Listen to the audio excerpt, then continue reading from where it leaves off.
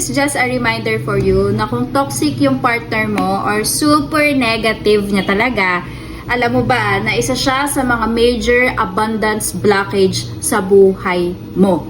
5 years na ako guys na law of attraction and personal development advocate. Like, girl, isa yan talaga sa naobserbahan ko at as a collective, yung collective experiences ko sa life ko, ayan. So, if ever you're having a problem in your romantic relationship, check your income.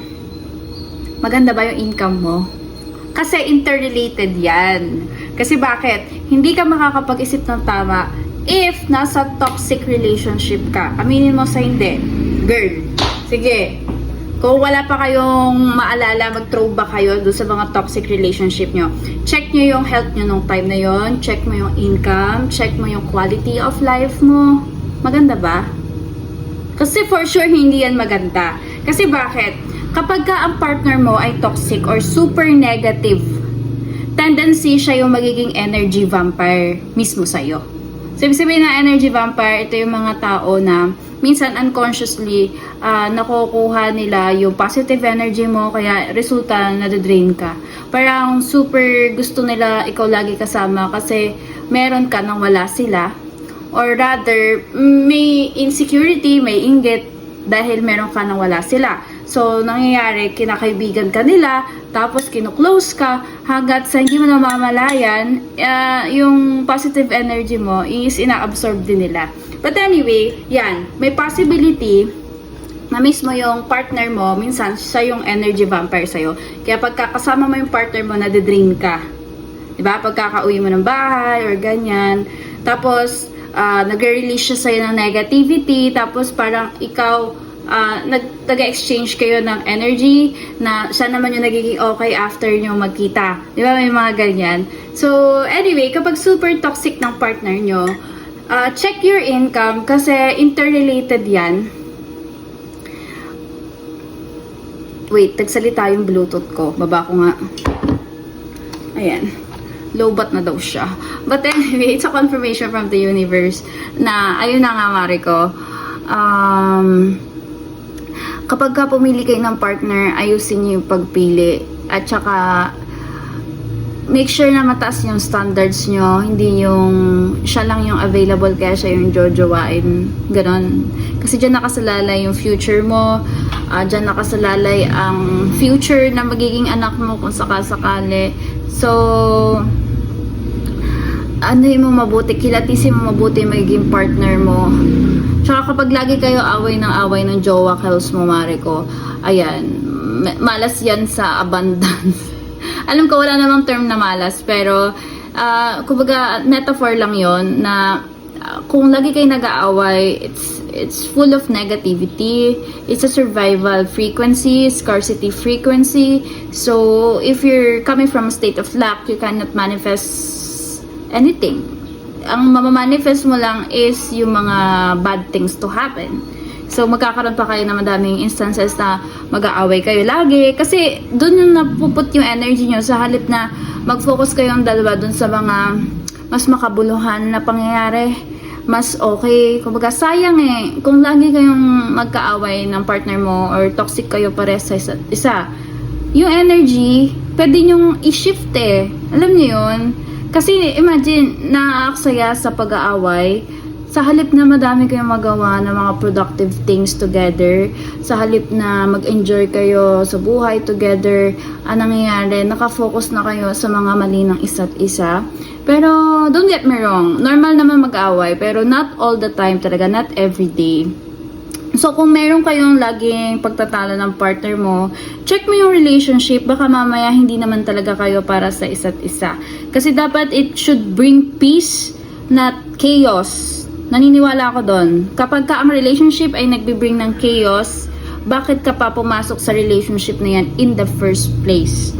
Kasi it should be peace of mind yung dala ng partner, hindi kaguluhan. Kasi paano ka mag-grow? Paano ka magta-thrive? Paano ka magkakaroon ng progress kung ang partner mo is siya pa yung number 1 na hihigit sa'yo pababa? Diba? Gets niyo ako mga mare? So, kailangan mo maging matalino sa part na yon. Dapat ang partner mo will add or will bring value to your life. At ikaw din sa kanya. Hindi yung magiging ikaw din yung number one na hihigit sa kanya pababa. Suportahan lang, no? At kapag ka ganyan, mga mima ko, magiging power couple kayo. 'Di ba? Pag power couple, ibig sabihin na sabay kayo nag-grow together, sabay nyo na-achieve yung goals together, sabay nyo nagagawa yung mga gusto nyo together. Power couple, lahat posible sa inyong dalawa. Sabi nga, 'di ba?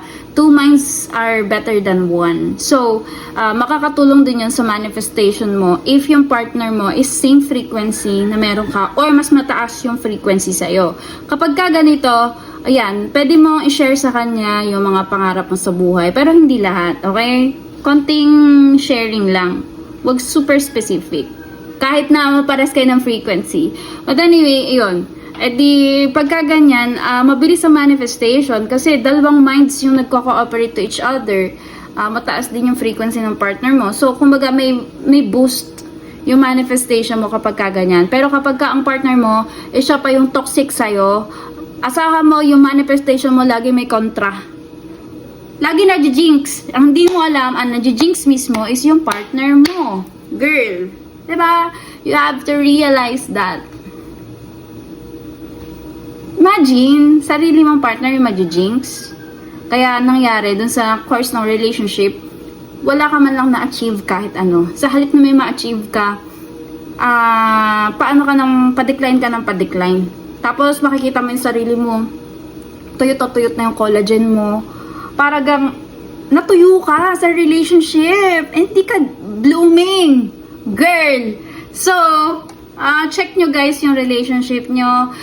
Promise kapag ka toxic yan, you have to let it go. Promise, sayang yung opportunity na dumami din naman ng pera mo at mag-flow yung abundance sa life mo. Kasi once na mag-detach ka sa maling tao or sa toxic na partner or negative na partner, pag nag-detach ka dyan, ayan, mapapansin mo paragang ang bilis ng manifestation, ang bilis ng pera, ang bilis ng blessings, ng opportunity.